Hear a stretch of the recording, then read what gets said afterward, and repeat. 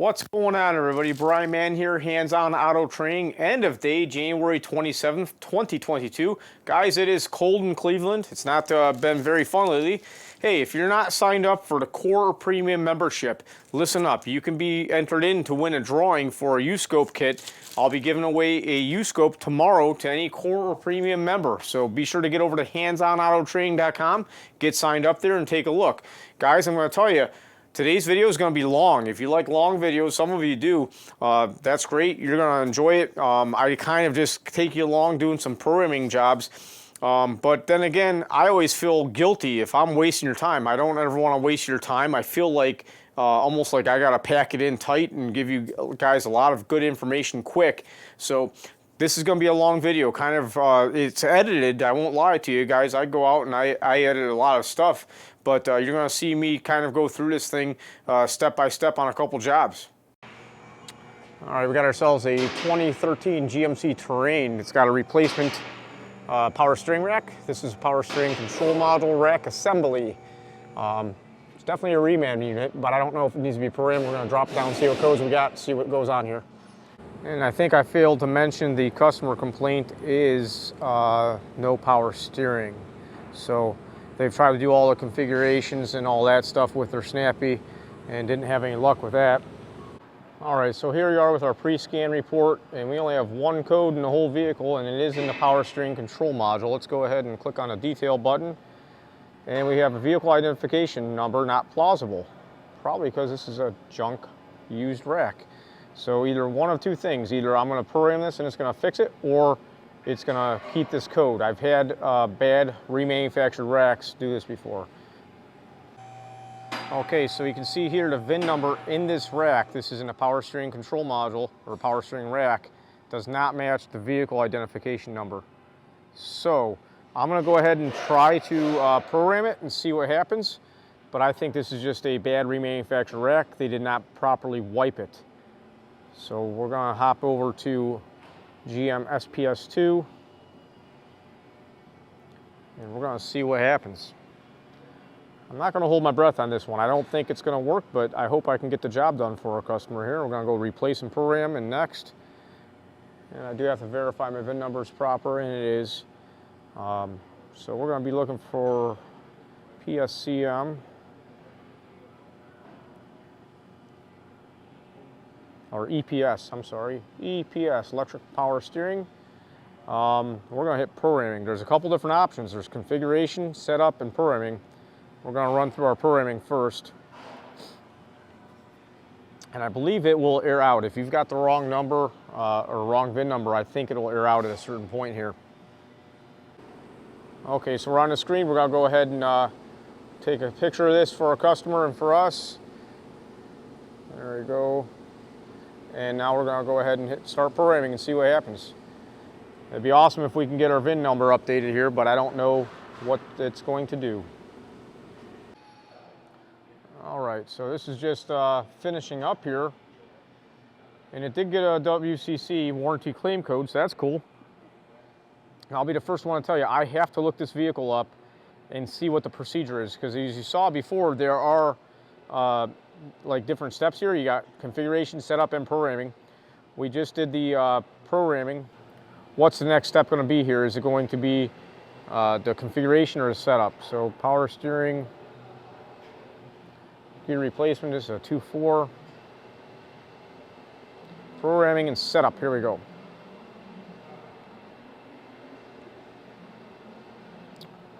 So,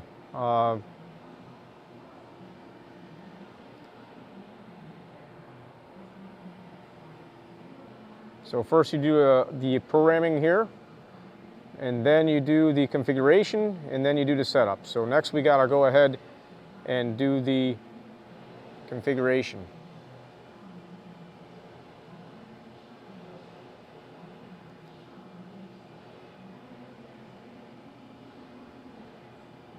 I've had it before where they put the stuff in the wrong order here, and it kind of messes you up, but this one's in the right order. So I believe they try to do a lot of this stuff with a snap-on tool and were unsuccessful, but the big thing is going to be if that VIN number changed in the module. That's what we want to see.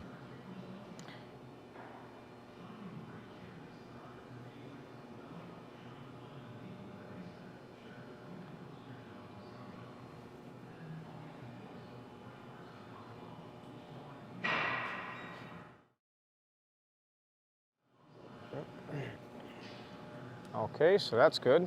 Let's get a picture of that bad boy. Okay, and now we'll go ahead and try to do our next step, EPS, and we'll do our setup. And next. And here it goes here. I'm going to spin this around. I think I'm going to have to be able to get in here. So this is the basis configuration, they call it. Okay.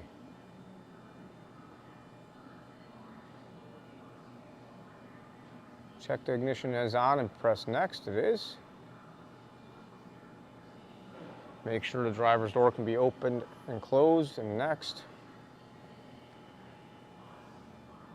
Yes. No. Turn the ignition off. Remove the key. So keys out. I'll press next. Open and close the driver's door.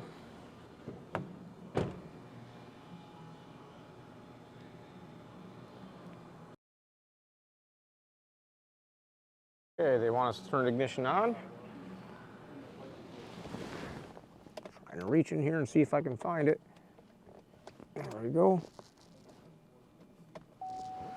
Ignition on. And next. And then they want us to do this. Center the steering wheel between 5 and 6 degrees. I'd have to say that's pretty good. It's actually -3, but that's fine. Next. And next. Start the engine. And I'm going to go ahead and open the door. See what happens here.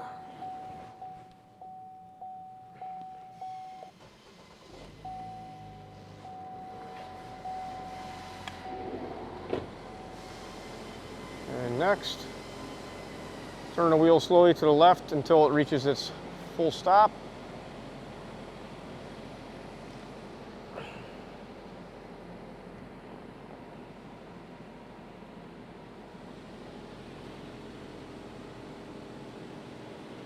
And to the right until it reaches a stop.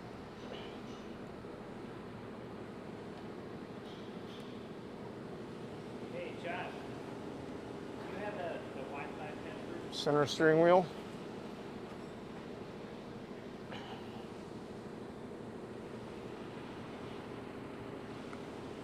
And next. Ignition off and remove the key.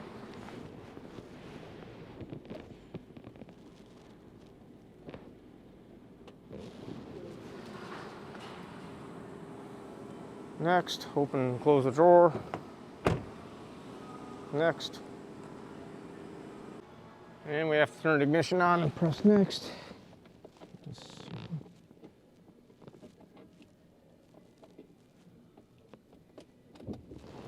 Oops, turn the wipers on too.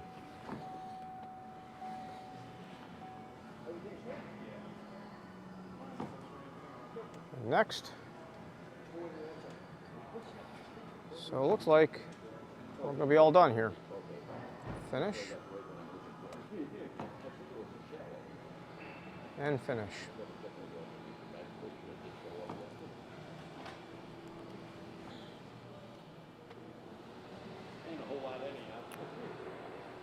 Once again, another warranty claim code. Go ahead and grab this thing. And that's a wrap. So now let's go ahead back to our GDS2. Hit enter. Two things we're looking for. Do we have power steering? If I start it up right now, we could check that and see if it has power steering. But I am more interested in right off the bat just going right into the module diagnostics and go into this power steering control module.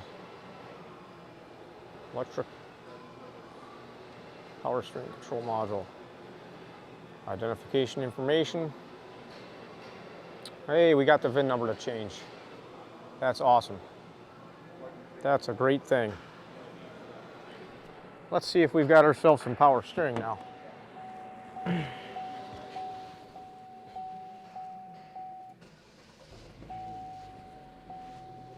got power steering.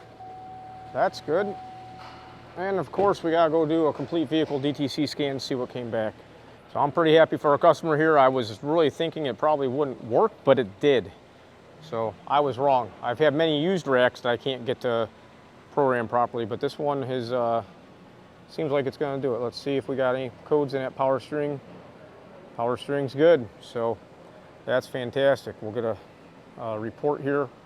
All right, next up we got ourselves a 2010 Equinox with a replacement radio. This is a used unit. So we're gonna take a look at what we got going on here. This is a GDS2 car, okay? So a global AGM car should not be able to do a used module, but we're gonna give it a try anyways. They want us to give it a whirl. So we got all these codes. Let's go ahead and take a look at our details here. So I'm looking to see what code is in the radio, satellite, internet circuit, signal, open, history code. So really no codes in the radio. Let me get my report here so we have this. Let's take a look here into the radio itself. Let's take a look what the VIN number is. We'll go into module diagnostics. We're gonna find our radio. See what we got here. Identification information. And let's see if they show us a VIN number. VIN, the second to the 17th digit, 397. So you can see clearly we've got the wrong VIN number in this. And that's probably why it's locked. Let me go. I want to see here to make sure there's no control functions. Sometimes you might, on some vehicles, you'll see a, what's this? Info faceplate reset. What's this mean? I don't know what that does. Never tried that. Hit the reset button. So the display is out there. We'll go ahead and see what happens. Yep, still locked. So locked. SPS2, and see if we can't get this thing to program here. I don't have high expectations. You never know, but we'll give it our best try. So those of you that are watching this, I wonder how many of you guys are doing programming on your own or at your shop or whatnot. Love to hear about it. Okay, radio. And we don't have navigation. We just want to go to regular programming, normal, and next. Audio system. Oh boy, here we go. Let's see if we've got the RPOs listed in our thing here. We're looking for UYS. Let's go here. RPO. No RPO data, so we gotta go back to our SPS. I'm gonna go ahead and find my RPO tags here.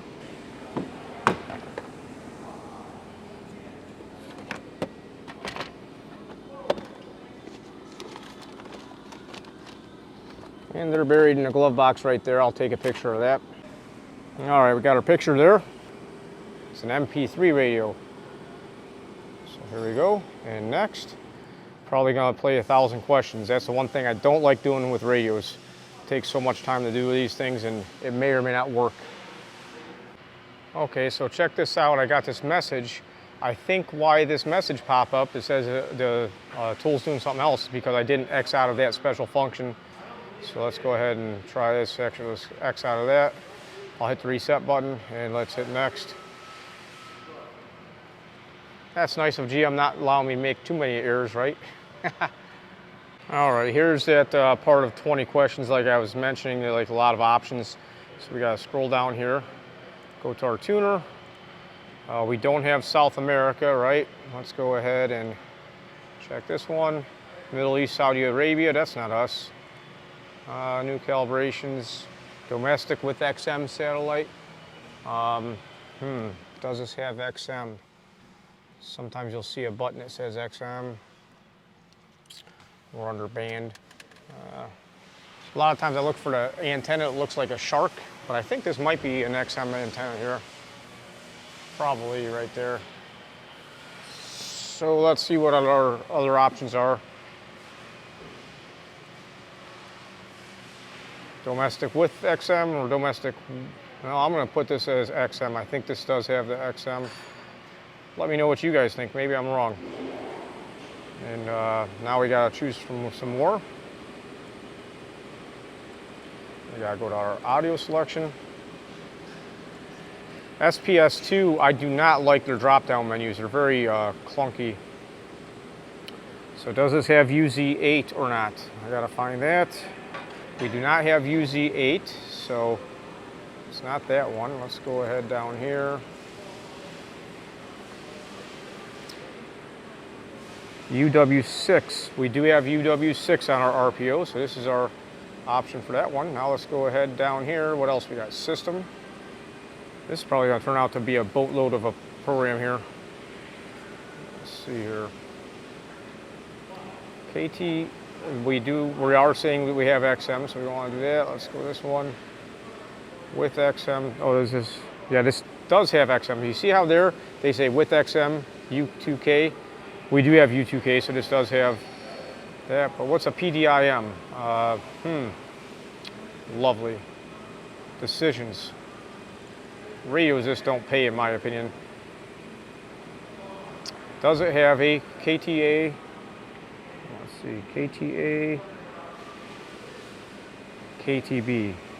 This does not have KTA, KTB, so we're gonna go with this one with XM, but not PDIM. So, and what else we got? Hopefully one more language, that should be easy. New calibrations for vehicles with Z94 Canada.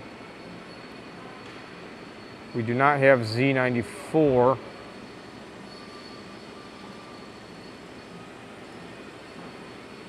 Without Z94, so that's going to be us. And now we can hit the next button.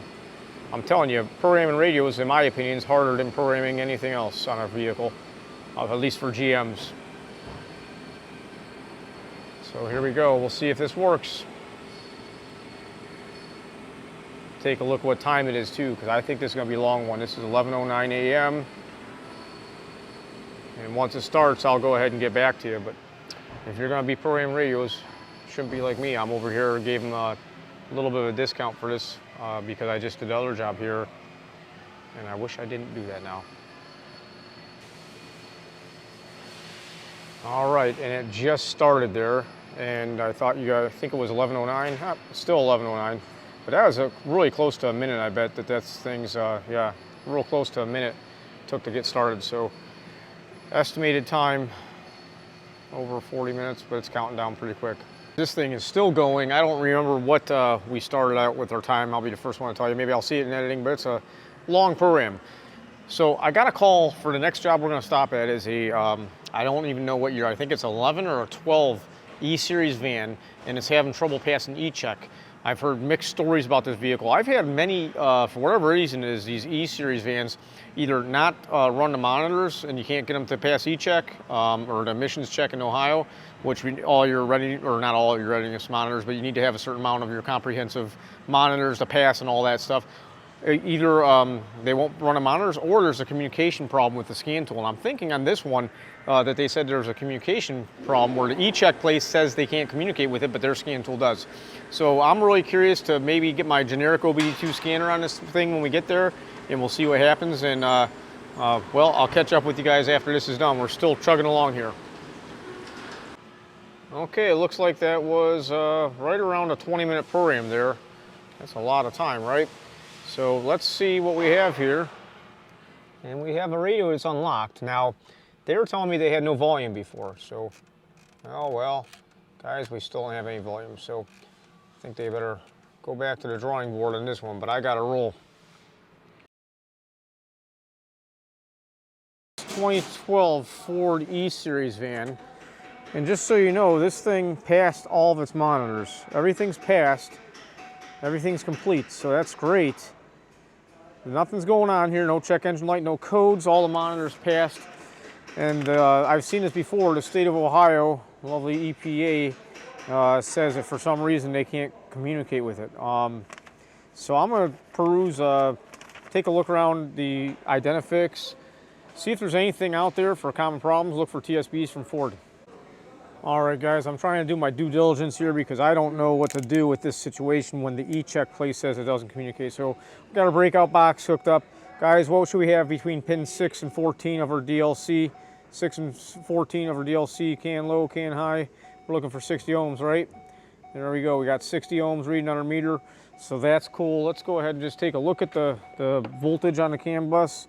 I'm not assuming to have a problem because everything seems like it works, but let's go ahead. We're looking for about 2.5, a little less than 2.5 on our CAN low. Go to our CAN high, which is pin 6, about 2.4, 2.5. So that's what the key, not all the way. There we go. Oh, there we go.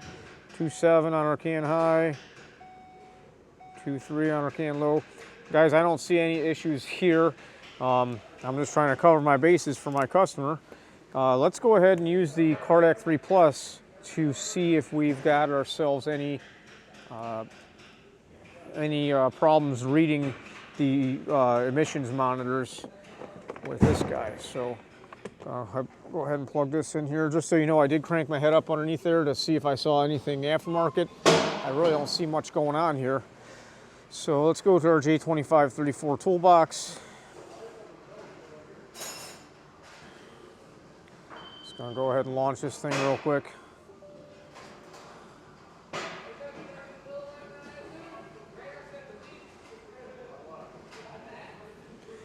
And the reason I want to do this is just because to make sure that I'm trying multiple different tools and we can get the same result. I really feel that the E-check place always has issues, some weird problems going on. I don't think there's anything wrong with this vehicle, but let's go to diagnosis, and we're just going to go to vehicle monitors and emissions.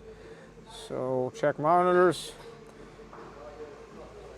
I'll go ahead and do this, and this way I can print this. And you can see the monitor's complete. They're all complete. Everything's good on this thing. Alrighty, everybody. Next up, we got this 2007 GMC. This is an Acadia. We've got a replacement used transmission being installed. We're going to go ahead and program it to the latest calibrations and get this thing going down the road.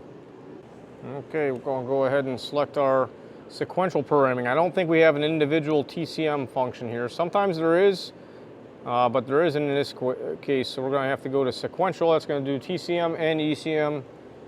Get everything going here. Should be pretty straightforward.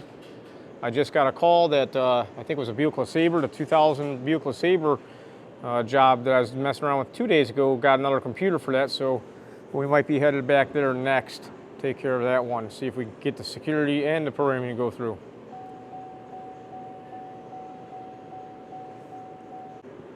And for those of you that aren't used to doing GM programming, sometimes you'll come up with this. You have to select, for most cases, the latest mainstream calibration set. And next. And these are all of our engine calibrations. We want to take a look at our transmission. Here's our transmission. Oh. Transmission. Take a picture of this and save it. And we're out of there, and we're going to hit start programming. All right, there you go. It skipped the engine control module and passed on the TCM, so we're all set here. Here's our warranty claim code. Get a picture of that, and we'll be all set here. And I'm going to go ahead and clear the codes. And we'll go ahead and reset our adapts and be on our way. Now, tomorrow morning, I'm headed back to that 2000 Buick LeSabre that had a security issue with a used computer I couldn't get programmed the other day. I'm thinking if they got the right computer, we should be able to do this no problem. It's going to be a standard program, and then also the security learn through SPS, which should take 10 minutes, and we'll be all set. After that, we're headed back to a large Infiniti, I don't even know what it is, a QX series SUV, a large size SUV. This is the one I diagnosed, or I looked at a few weeks ago, maybe it's a month ago now. It had a situation where the PCM fuse kept on blowing. There was a fuse that blew immediately.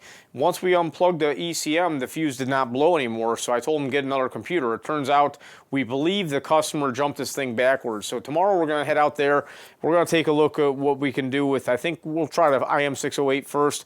Probably going to be a simple security learn. I'll be honest with you, I think a lot of Autel scan tools will do this. Probably going to be a replaced ECM with used component or something like that. Should be pretty simple, I'm hoping. So guys, if you have any questions, comments, or concerns, let me know. I truly appreciate everybody taking the time to watch. If you like it this way, let me know. I mean, I think this is a long video. I'm looking at it like, man, that's a lot of just, you know, step-by-step stuff. But if it's good, let me know. If it's bad, let me know too. I want to hear it. You guys have a great day. Thank you.